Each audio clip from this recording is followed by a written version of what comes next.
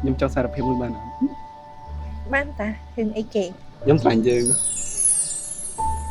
អូយអត់យោបើតាភាសាបែបមនុស្សស្រឡាញ់គ្នា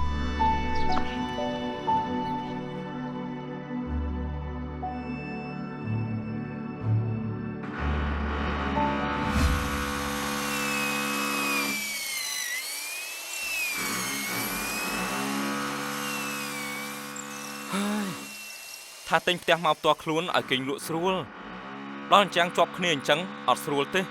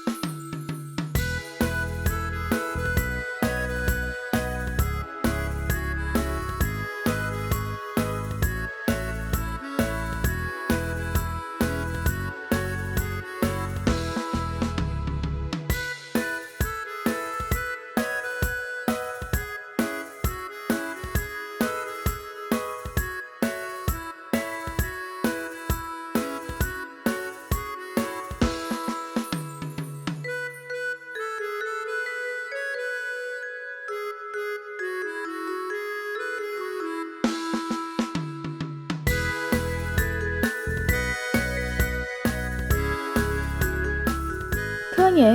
នៅផ្ទះវិឡានៅបរិយវិលៀមស្រួលអញ្ចឹងស្ងប់ស្ងាត់ហើយស្នេហាក៏បានសម្រេចដែរ